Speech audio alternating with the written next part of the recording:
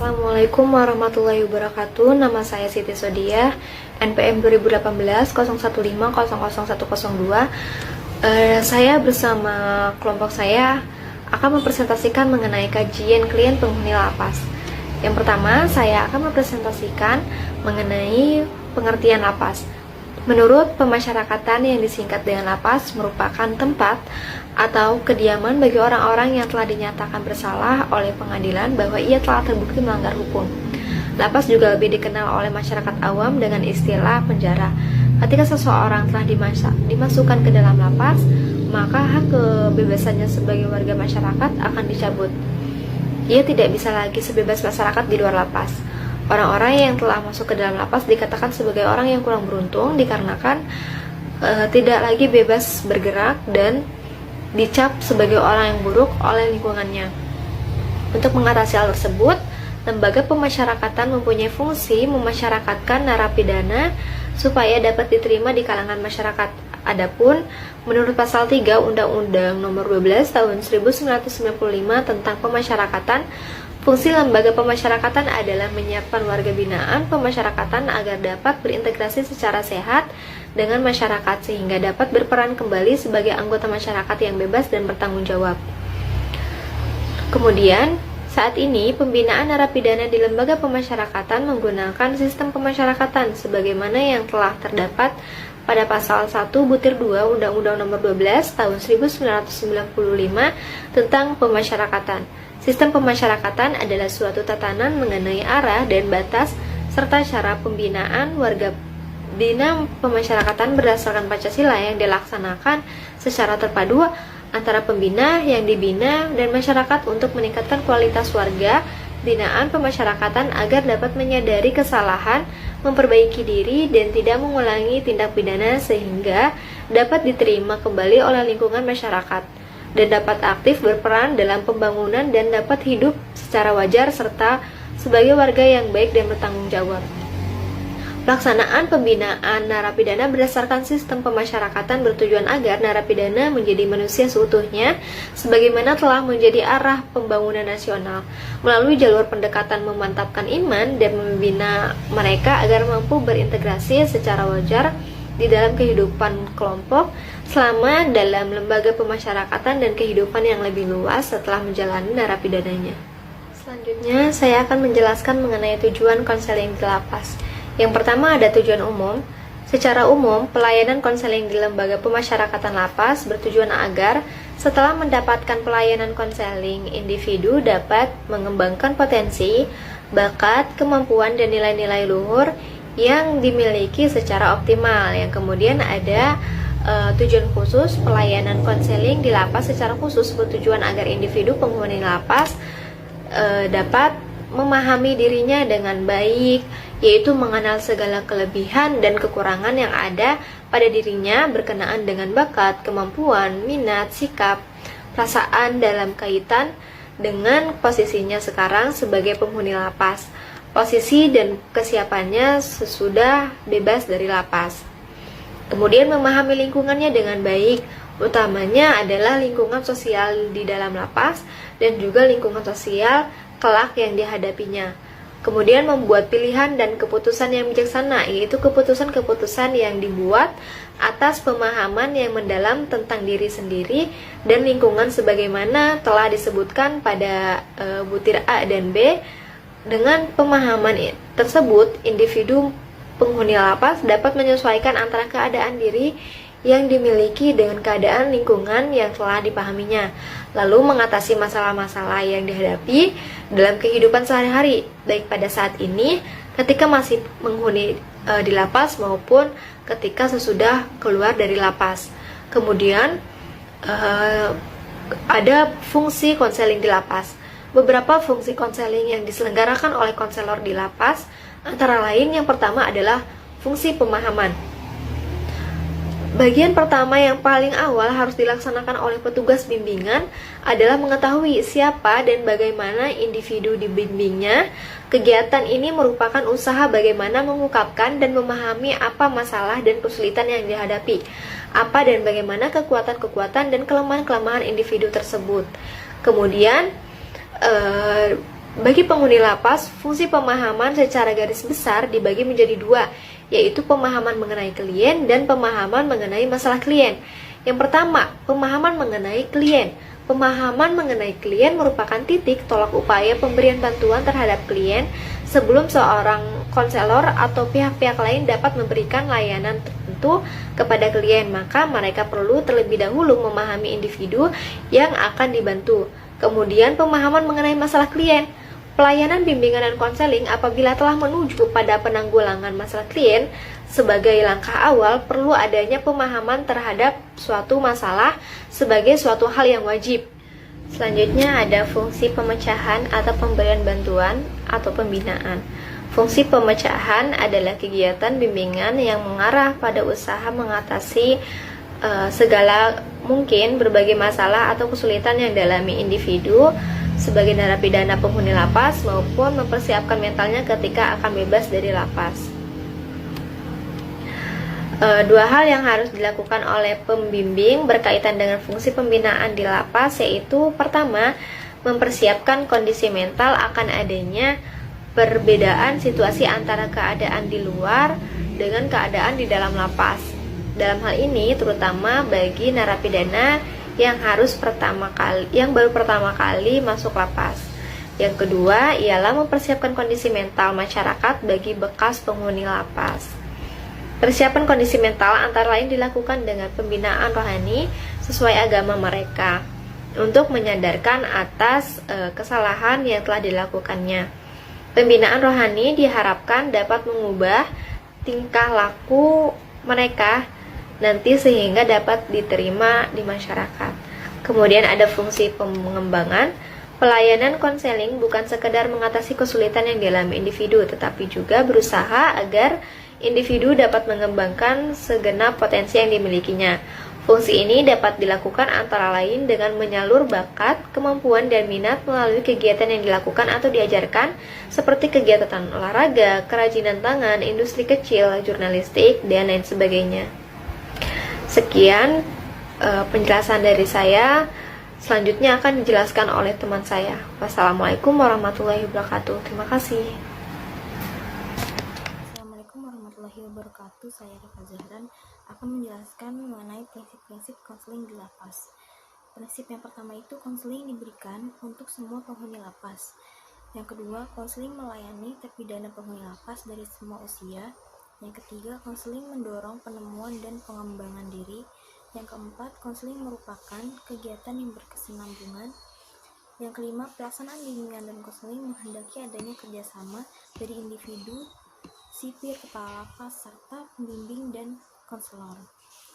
Yang keenam, konseling harus menjadi bagian yang terpadu dalam keseluruhan program rehabilitasi di lembaga permasyarakatan atau lapas. Lalu saya juga akan menjelaskan mengenai azas-azas konseling di lapas. Dengan beberapa penyesuaian, azas-azas bimbingan dan konseling yang dikemukakan oleh Praitno 1987 bisa diadopsi menjadi azas-azas konseling di lembaga permasyarakatan. Adapun masing-masing azas tersebut adalah yang pertama, azas kerahasiaan. Penerapan azas kerahasiaan dalam konseling mengandung pengertian bahwa segala sesuatu yang disampaikan oleh klien selama hingga selesai proses konseling tidak boleh disampaikan kepada orang lain yang tidak berkepentingan. Contohnya menjaga kerahasiaan salah satu napi yang stres menghadapi atau menjalani masa tahanannya, ditambah lagi problem yang muncul pada saat ia mengalami putusan hukuman. Yang kedua, asas kesukarelaan. Proses bimbingan dan konseling harus berlangsung atas dasar kesukarelaan, baik dari pihak klien ataupun konselor. Yang ketiga adalah asas keterbukaan. Dalam asas keterbukaan ini dapat ditinjau dari dua arah, yaitu terbuka bagi orang lain, artinya dia dapat dengan mudah menerima siapapun yang datang kepadanya. Yang B, terbuka kepada orang lain, artinya mau membuka diri kepada orang lain. Lalu yang keempat ada asas kekinian. Masalah individu yang perlu dan langsung ditangani adalah masalah yang dialami atau dirasakan klien pada saat sekarang. Yang kelima, asas kemandirian.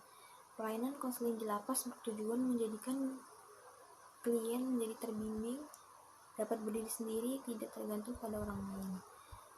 Yang keenam, azas kegiatan. Usaha konseling tidak akan memberikan buah yang berarti bila klien tidak melakukan sendiri kegiatan dalam mencapai tujuannya. Lalu yang ketujuh, ada asas kedinamisan, yaitu usaha pelayanan konseling yang menghendaki perubahan pada diri klien. Yang kedelapan, asas keterpaduan. Pelayanan konseling berusaha memadukan berbagai aspek kepribadian klien. Sebagaimana diketahui bahwa individu memiliki banyak aspek kepribadian. Apabila keadaannya tidak seimbang atau tidak serasi dan terpadu, justru akan menimbulkan masalah. Sekian penjelasan dari saya. Assalamualaikum warahmatullahi wabarakatuh. Perkenalkan, saya Devi Yuliantini, NPM 2018-01-5035. Di sini saya akan melanjutkan presentasi dari teman saya. Yang akan saya bahas yaitu dampak yang muncul pada klien penghuni lapas. Dampaknya ini dibagi menjadi dua, ada dampak positif dan juga dampak negatif. Dampak positifnya itu yaitu penghuni lapas atau klien dapat memenuhi hak-haknya atau terpenuhi hak-haknya, lalu dapat meningkatkan iman dan takwa dari si klien tersebut. Untuk dampak negatifnya, klien mengalami dampak psikologis, dampak sosial, fisik, dan juga biologis. Lalu karakteristik klien penghuni lapas. Konseling di lapas merupakan salah satu interventasi bidang kerja bimbingan di lingkungan lembaga pemasyarakatan. Konseling di lembaga pemasyarakatan adalah bantuan bersifat individual yang dilakukan oleh tenaga profesional terhadap para penghuni lapas untuk mempersiapkan mereka dalam rangka rehabilitasi menghadapi kehidupan sesudah keluar dari lapas. Konseling di lembaga pemasyarakatan diperuntukkan bagi terpidana sebagai bimbingan pribadi dan bimbingan sosial, juga bimbingan karir, terutama terpidana ekonomi tingkat menengah ke bawah. Lalu agar setelah individu keluar dari lapas, ia akan menjadi pribadi yang lebih mantap dan mandiri, mampu bersosialisasi dengan baik di lingkungan masyarakat, serta dapat merencanakan dan mengembangkan masa depannya secara optimum tanpa adanya hambatan yang berarti. Dengan kata lain, dapat dikatakan bila karakteristik klien di dalam lapas yaitu individu yang berasal dari tingkatan ekonomi menengah ke bawah. Selanjutnya yaitu ada layanan BK yang tepat bagi penghuni lapas. Layanan yang tepat bagi penghuni lapas ini ada 9 layanan. Yang pertama yaitu layanan orientasi, informasi, penempatan dan penyaluran, layanan penguasaan konten, layanan perorangan, layanan kelompok, layanan mediasi, layanan konsultasi, dan juga layanan advokasi. Sekian. Baik, untuk poin selanjutnya akan dijelaskan oleh saya, Adinda Mega Sakila. Di sini poin terakhir yaitu tentang hak dan kewajiban bagi warga binaan pemasyarakatan atau yang disingkat menjadi WBP. Yang pertama itu ada hak dari WBP sendiri. Yang pertama itu melakukan ibadah sesuai dengan agama atau kepercayaannya selama mereka ada di lapas. Ada juga mendapat perawatan, baik itu perawatan rohani maupun jasmani. Ada mendapatkan pendidikan dan pengajaran seperti pelatihan-pelatihan. Terus ada juga mendapatkan pelayanan kesehatan dan makanan yang layak. Dapat menyampaikan keluhan, mendapatkan bahan bacaan dan mengikuti siaran media massa lainnya yang tidak dilarang. Ada juga mendapat upah atau premi atas pekerjaan yang telah dilakukan. Ada menerima kunjungan keluarga, penasehat hukum, atau orang tertentu lainnya. Lalu selanjutnya ada mendapatkan pengurangan masa pidana atau yang bisa kita sebut remisi. Ada mendapatkan kesempatan berasimilasi termasuk cuti mengunjungi keluarga. Lalu ada juga mendapatkan pembebasan bersyarat, mendapatkan cuti menjelang bebas, dan yang terakhir ada mendapatkan hak-hak lain sesuai dengan peraturan perundang-undangan yang berlaku. Lalu untuk kewajiban WBP itu yang pertama ada taat menjalankan ibadah sesuai dengan agama atau kepercayaan yang dianutnya, serta memelihara kerukunan beragama. Ada mengikuti seluruh kegiatan yang telah diprogramkan di area lapas, patuh, taat, dan hormat kepada petugas, mengenakan pakaian seragam yang telah ditentukan. Ada juga memelihara kerapihan dan berpakaian sesuai dengan norma kesopanan, menjaga kebersihan diri dan lingkungan sekitar atau lingkungan hunian, serta mengikuti kegiatan yang dilaksanakan dalam rangka kebersihan hunian. Yang terakhir, mengikuti apel kamar yang dilaksanakan oleh petugas pemasyarakatan. Lalu ada juga larangan bagi WBP. Yang pertama itu ada larangannya yang pertama itu ada mempunyai hubungan keuangan dengan narapidana atau tahanan lain maupun dengan petugas pemasyarakatan, melakukan perbuatan asusila dan penyimpangan seksual, melakukan upaya melarikan diri atau membantu pelarian dari narapidana yang lain, memasuki steril atau area tempat tertentu yang ditetapkan kepala lapas atau rutan tanpa izin dari petugas pemasyarakatan yang berwenang, melawan atau menghalangi petugas pemasyarakatan dalam menjalankan tugas, menjaga kebersihan diri dan lingkungan hunian, serta mengikuti kegiatan yang dilaksanakan dalam rangka kebersihan kunjungan hunian, dan menyimpan, membuat, membawa, mengedarkan, dan mengkonsumsi narkotika atau prekursor narkotika serta obat-obatan lain yang berbahaya serta dilarang. Ada juga menyimpan, membuat, membawa, mengedarkan, atau mengkonsumsi minuman yang beralkohol. Terus ada lagi juga larangan yang selanjutnya, melengkapi kamar hunian dengan alat pendingin, kipas angin, televisi, dan alat elektronik lainnya. Hal tersebut dilarang di lapas. Lalu sedikit banyak larangannya. Ada juga memiliki, membawa, atau menggunakan alat elektronik seperti handphone, laptop, komputer, kamera, alat perekam, dan sebagainya. Nah, di sini juga ada melakukan pemasangan instalasi listrik tersendiri di kamar hunian. Hal tersebut juga dilarang. Membuat, menyimpan, dan senjata api, senjata tajam atau sejenisnya, membawa dan menyimpan barang-barang yang dapat menimbulkan ledakan atau kebakaran, melakukan tindakan kekerasan, baik kekerasan fisik maupun psikis terhadap sesama narapidana, tahanan, petugas pemasyarakatan, atau tamu pengunjung. Mengeluarkan perkataan yang bersifat provokatif yang dapat menimbulkan terjadinya gangguan keamanan dan serta ketertiban. Ada juga narapidana itu tidak boleh membuat tato, memanjangkan rambut. Bagi narapidana atau tahanan laki-laki tidak boleh juga membuat tindik, mengenakan anting atau yang sejenisnya. Dan ada juga memasuki blok kamar hunian lain tanpa izin petugas pemasyarakatan, melakukan aktivitas yang dapat mengganggu atau membahayakan keselamatan pribadi dan narapidana lainnya, tahanan, petugas pemasyarakatan, pengunjung atau tamu. Dilarang juga melakukan perusakan terhadap fasilitas lapas atau rutan, melakukan pencurian, pemerasan, perjudian atau penipuan itu juga dilarang, menyebarkan ajaran sesat, dan yang terakhir ada melakukan aktivitas lain yang dapat menimbulkan gangguan keamanan dan ketertiban lapas dan rutan. Nah, jadi hak, kewajiban, dan larangan warga binaan pemasyarakatan diatur dalam yang pertama itu diatur dalam Undang-Undang Nomor 12 Tahun 1995 tentang Pemasyarakatan. Yang kedua ada Peraturan Pemerintah Nomor 31 Tahun 1999 tentang Pembinaan dan Pembimbingan Warga Binaan Pemasyarakatan. Yang ketiga ada Peraturan Menteri Hukum dan HAM RI Nomor 6 Tahun 2013 tentang Tata Tertib Lembaga Pemasyarakatan dan Rumah Tahanan Negara.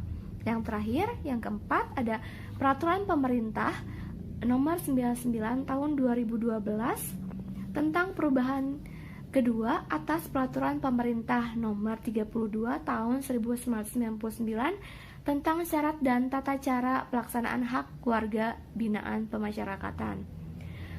Berikut penjelasan dari saya, kurang lebihnya mohon maaf. Terima kasih.